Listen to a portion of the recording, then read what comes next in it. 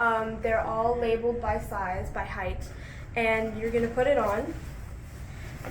And there is, on the right side, there is one clasp, and that goes over right here. There's a little flap, and you're gonna snap it. And then on the left side, there are two snaps, and you're gonna kind of reach under your hood, and a little bit on the shoulder area, and you're gonna snap it. I can't find it. Here it is.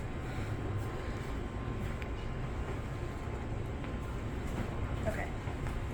And then you're gonna take the rope, and they all have different sizes, so I just take the longest one. And you're gonna take the rope, and it's gonna be looped around like this. And you're gonna take the loop and you're gonna fold it down, and these two loops are gonna come around. And then you're just gonna fit the end into it. And you're gonna tighten it. And then with the extra that you have, if it's short, you can just leave it hanging, but if it's really long like this, you're gonna loop it back into the other side. And then the ribbons are based on your color. So if you're a torch, you wear green. If you're a gospel, you wear red. And if you're a crucifer, you wear purple. So I wear purple. And you lift your hood up, and you put the ribbon on, and then, yeah, that's how you get dressed.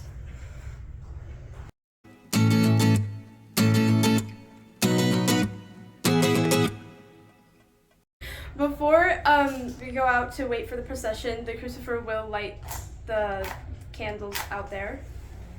So usually you'll just light a torch, and you'll take this, and this one's almost done actually. This one needs to be changed out, but you'll light it.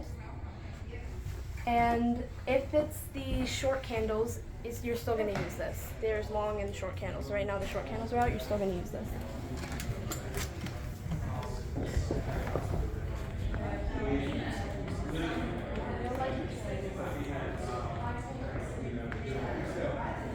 And then to remove the flame, you're going to put it down, but make sure to keep moving it up and down so that the wax doesn't stick to the sides.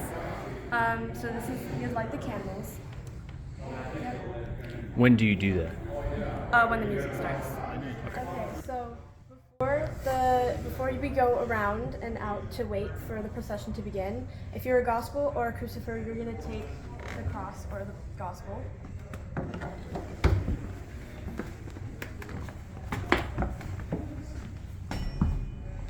Don't do that. Hold on.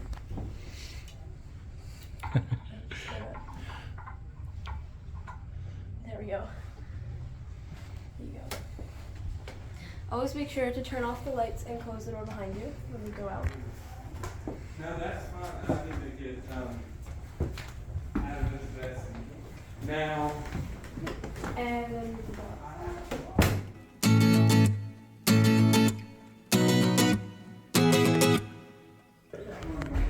then we will line up in this formation. So crucifer first, and the torches on either side, and the gospel in the back. For crucifers, usually you just line up around the 4th, 5th pew back.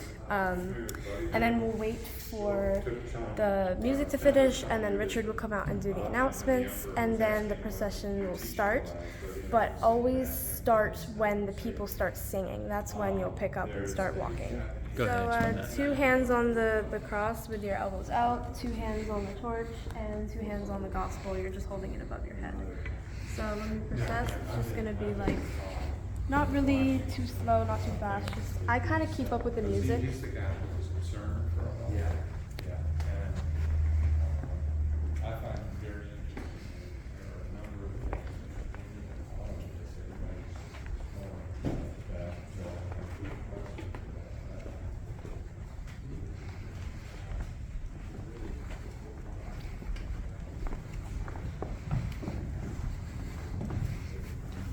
Yep, and then we line up like this, torch, cross, torch, gospel. And then the crucifer will just whisper 1, 2, 3, and then on 3 everybody will turn. And we torches, we'll put the torches back in the closet. The cross will just go right here. It is, to people who have never heard this before, this is very top heavy. So if you just pick it up, just make sure like your arms are kind of like farther apart, because it will like kind of try to move around.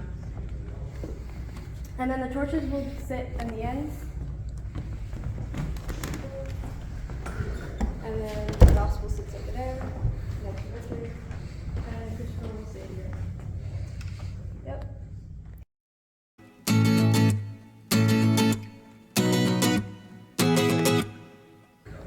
When the Gospels put the book on the altar, the images are going to be facing up, and the spine is going to be facing outwards towards the people. And nothing happens. Nobody has to do anything before the Gospel procession. So when the Gospel procession happens, everybody will take their things. And to make it easier, it would be the gospel will lead. So it would be gospel, torch, cross, torch. Just so when everybody walks out, they will already be in their line.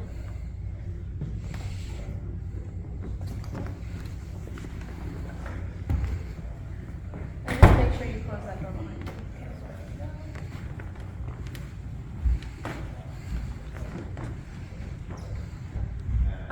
Christopher will just wait for a cue from Richard, and you'll just nod, and then you'll just whisper 1, 2, 3, and then everybody will turn.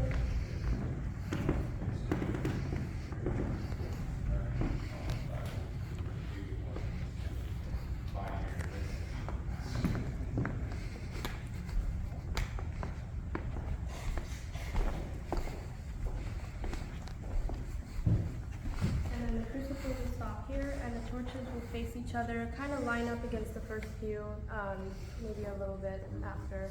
And then the gospel will be right there, and they will be holding the book open so that it can be read. And after the gospel is read, then they will close the book and stand to the side so that we can go back up in order.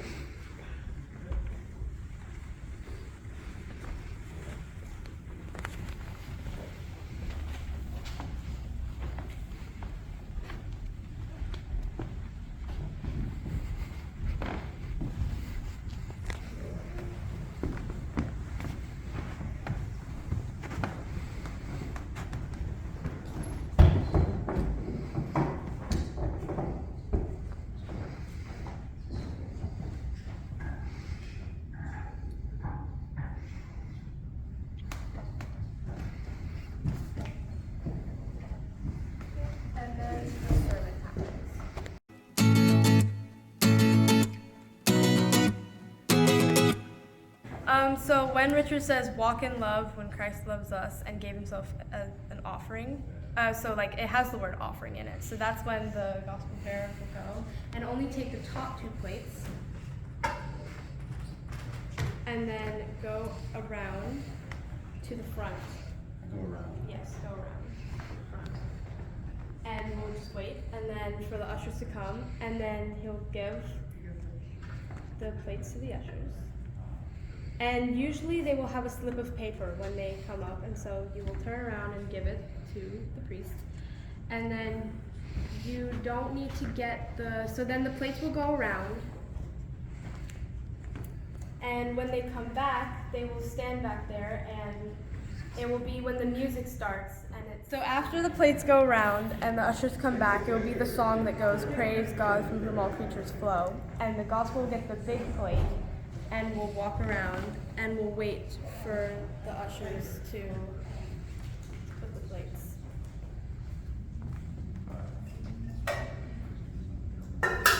And then after, you will walk around the altar and give it to the priest. So then it will be sitting here during, just kind of on top of the gospel during the Great Thanksgiving. Usually the crucifer will just grab it and put it this is after like everybody up here is taking communion. So then the crucifer can just grab the plates, put it back, and then there will be some like cloths and some linens, and they will grab that and put it on top.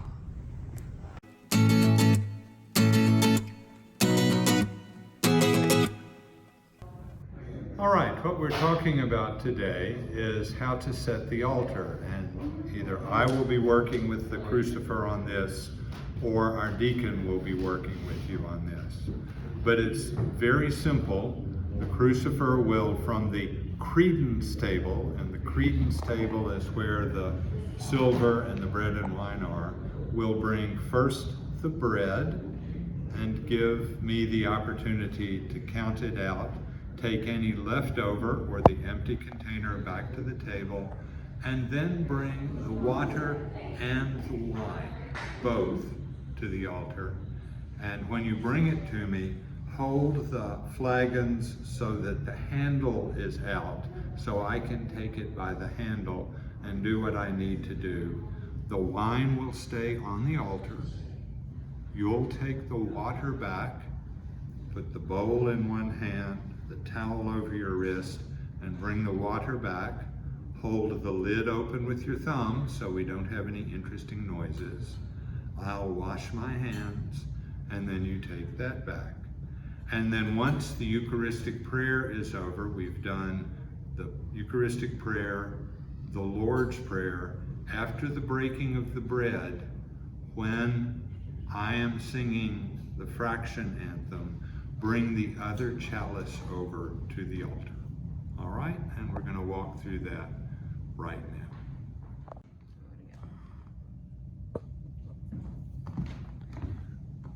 Now, if there's not enough bread for everyone in the congregation in this, I may ask you to bring the other one. And you'll notice we've got a tall one and a short one.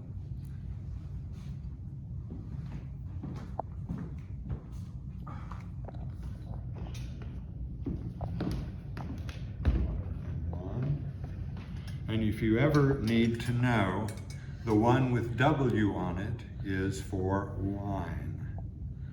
The one with nothing on it is the water.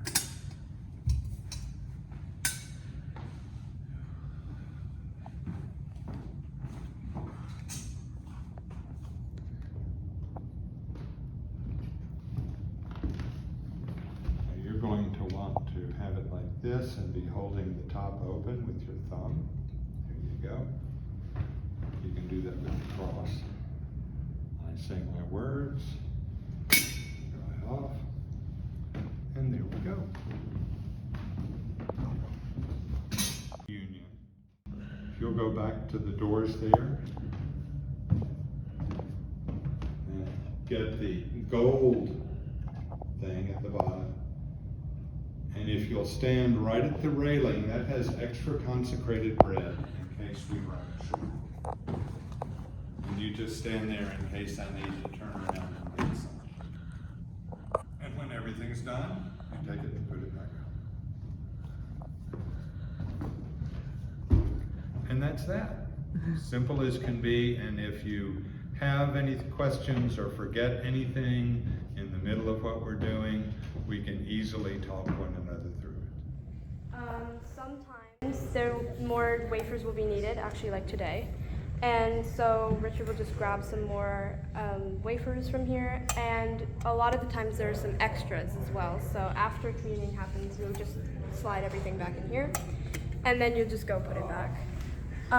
Very rarely, and this actually has happened once before, but very rarely there would be more wine would be needed. So the wine is also, the extra wine is also in here, but that doesn't really happen. It's only happened once for all my years of acolyting, so.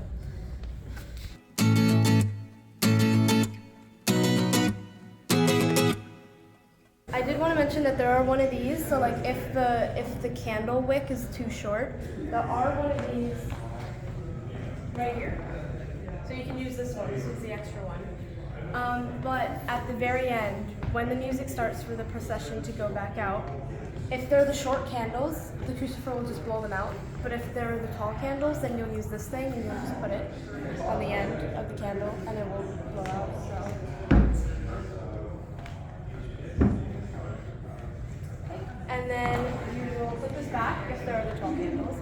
and then everybody will get their things.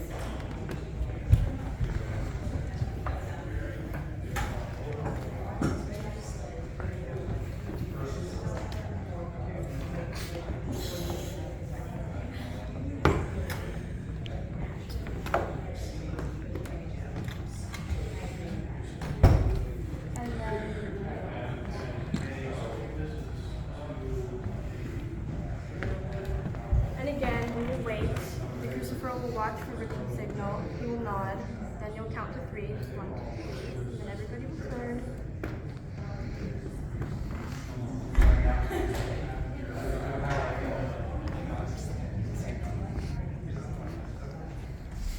So then when you reach the end, the crucifer will stand here in line, with the cross at the other end.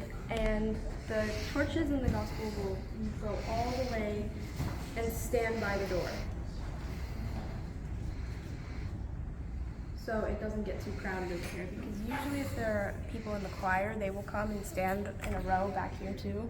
So the torches and the gospel will stand all the way over there. And then that would be it until the end. And then after Richard says the very ending and everybody is dismissed, then the torches can blow their candles out.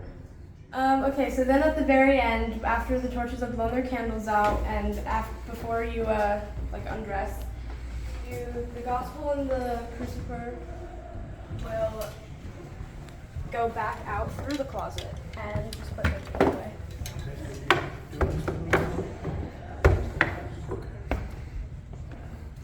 So there.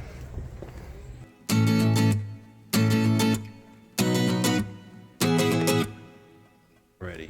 Okay, so before going out and waiting for the procession, the crucifer will and the gospel will get the big plate. I would. You will get the big plate. You have to video edit that. You take this. Oh.